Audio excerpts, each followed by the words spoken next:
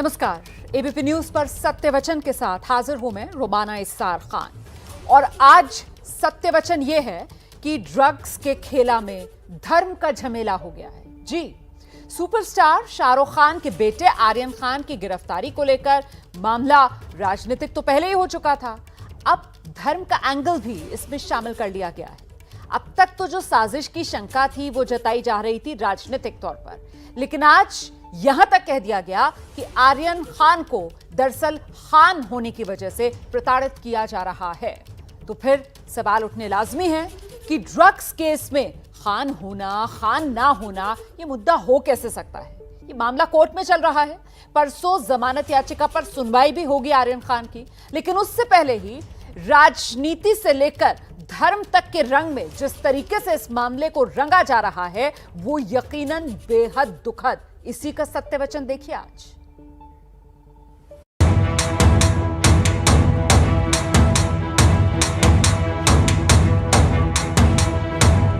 Court ने फैसला दिया कि 14 दिनों की न्यायिक हिरासत में 7 ही आरोपियों को जो है वो भेज दिया। आर्यन खान अथर्व जेल के अंदर पहुंचे। My name is Khan. My name is Khan. My name is Khan.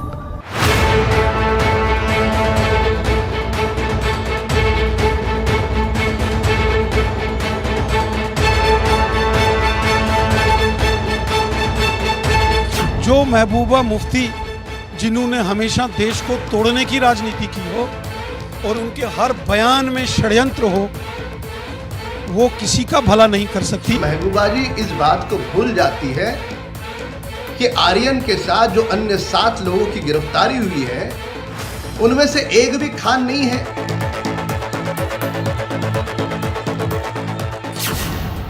नशे का सामान और नाम में खान, बस होना क्या था, सियासत ने इसे भी कर दिया हिंदू मुसलमान। आर्यन खान का ड्रग्स के मामले में गिरफ्तार होना और जेल जाना अब सलाखों से कहीं आगे सियासत की बेड़ियों के बीच पहुंच चुका है। हमें लगता है कि सोची समझी साजिश के तहत ये सारी कहानी गढ़ी गई। सोची समझी साजिश के तहत लोगों को पहले भी फ्रेम किया गया, अभी भी फ्रेम किया गया है। छापेमारी का काम है, ये पूरी तरह से फर्जीवाड़ा है और प्लान करके ही लोगों को फंसाया गया है, ये सच्चाई है। और आर्यन की गिरफ्तारी पर साजिश का शक जताती सियासत ने अब तो कहीं आगे की लकीर खींच दी है और ये तक कह दिया है कि आर्यन को सिर्फ और सिर्फ इसलिए निशाना बनाया जा रहा है क्योंकि उनके नाम में खान है। और ऐसा कहने वाली और कोई नहीं बल्कि जम्मू कश्मीर की पूर्व मुख्यमंत्री महबूबा मुफ्ती हैं, जो ट्वीट कर लिखती हैं, 4 किसानों को कुचलने वाले केंद्रीय मंत्री के बेटे पर कार्रवाई की जगह केंद्रीय एजेंसियां 23 साल के लड़के के पीछे पड़ी हैं, क्योंकि उसका सरनेम खान है। वोट बैंक को खुश करने के लिए बीजेपी न्याय का मखौल उड़ा रही है। महबूबा मुफ्ती जी ने बड़ा आरोप लगाया, ट्वीट कर उन्होंने कहा है कि आर्यन खान को सेंट्रल एजेंसी वो खान होने की वजह से परेशान किया जा रहा है, उनकी गिरफ्तारी की जा रही है। मैंने ना ये बयान सुना है ना देखा है, मुझे देखना पड़ा। नहीं, लेकिन आपको लगता है कि इस मामले मालूम नहीं, ऐसा कहना ठीक है? देखो मुझे मालूम नहीं, ऐसा कहना ठीक नहीं है, ये तो मालूम है, लेकिन देश का कानून है, जात और धर्म देखकर कानून काम नहीं करता, इतना नहीं कहता। मुंबई के मसले में महबूबा की इस टिप्पणी ने पूरे मामले को अलग ही मोड़ दे दिया, क्योंकि अब तक बात सेलिब्रिटी और उनके बेटे से जुड़ा था, महबूबा ने इसे हिंदू मुसलमान कर दिया। यूं तो शाहरुख खान सुपरस्टार है, जाति धर्म से परे उनकी पहचान है, लेकिन खान की पहचान को समेटे हुए उनकी film my name is Khan आज फिर से सभी के जहन से गुजरने लगी है, क्योंकि उनके बेटे आर्यन के जेल जाने के बाद अब विपक्षियों की तरफ से कहा तो यही जा रहा है कि उन्हें निशाना ही खान होने की वजह से बनाया जा रहा है। शाहरुख खान पे पूरी बीजेपी टूट पड़ी। इनटॉलरेंस को लेके जब भी कोई बोलता है उसे निशाने पे लिया जाता है और फिल्म के लोग तो सॉफ्ट टारगेट है, उन्हें डरा दो, कोई भी कुछ बोले तो उनके खिलाफ माहौल खड़ा कर दो, उन्हें देशद्रोही बता दो। हमें लगता है फिल्म के जरिए पब्लिसिटी भी मिलती है और फिल्म के जरिए लोगों को डराया भी जाता है, ये सच्चाई।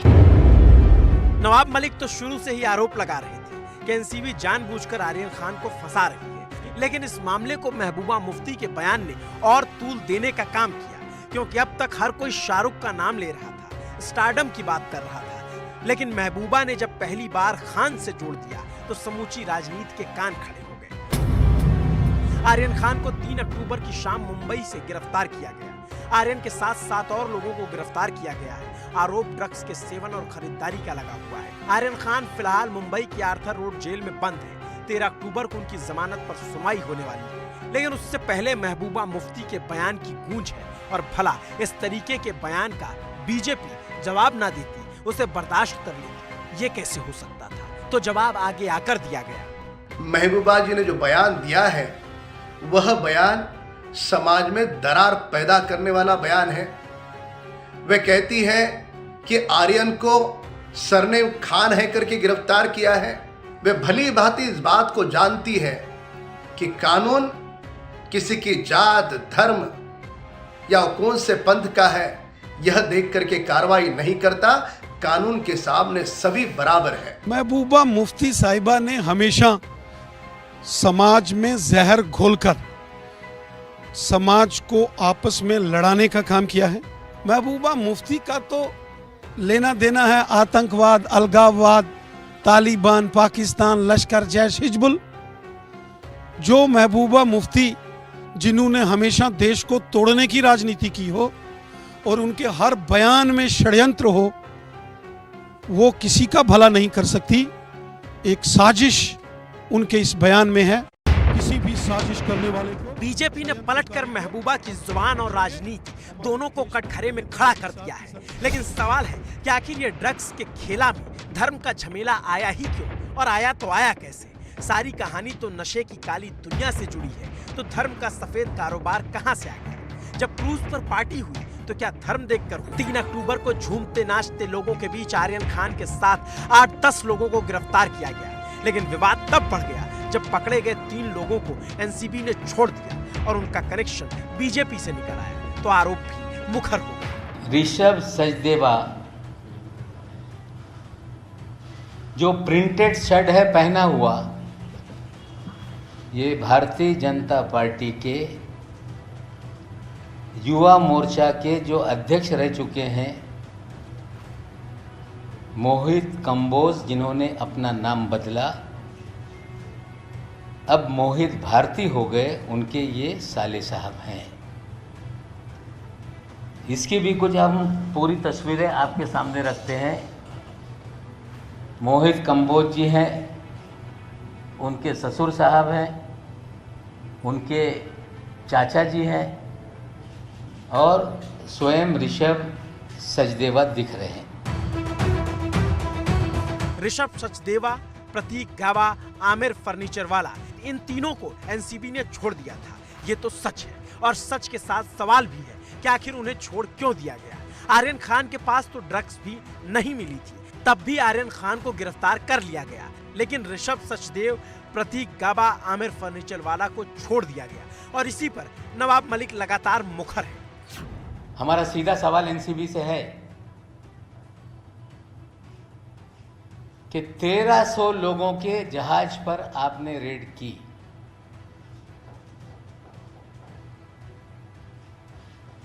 रेड आपकी 12 घंटे तक चली,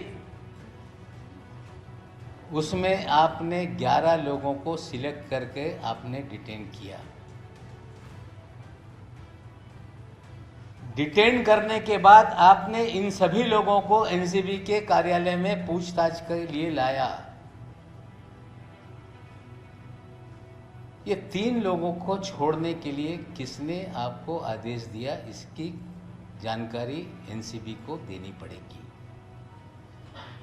हमारी जानकारी है कि भारतीय जनता पार्टी के दिल्ली से लेकर महाराष्ट्र तक नेताओं ने फोन करके ऋषभ सचदेवा को छोड़ा जाए, ये आदेश दिया।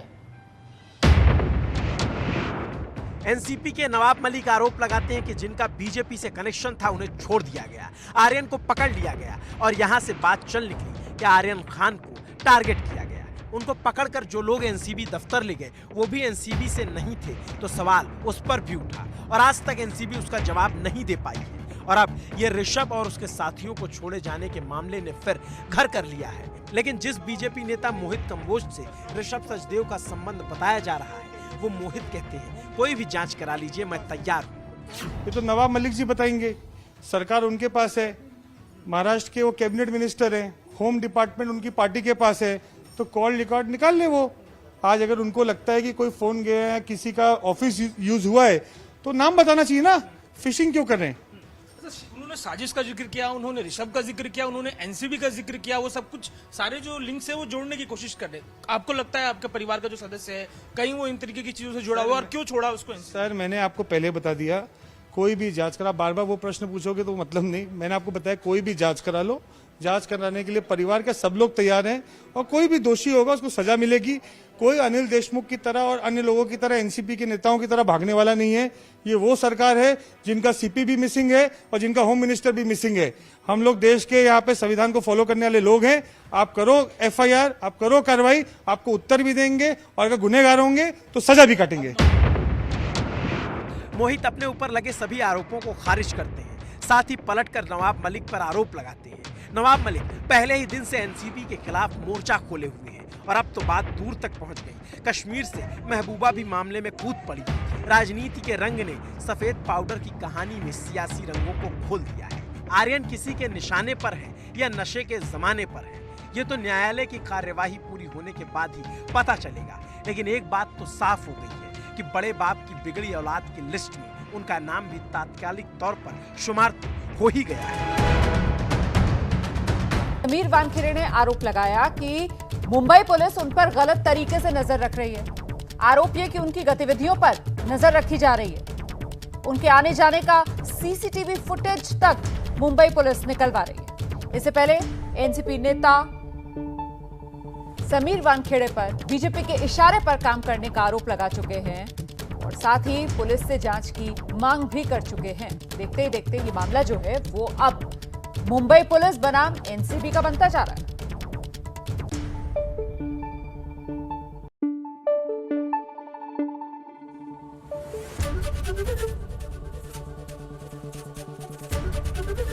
एबीपी न्यूज आपको रखे आगे।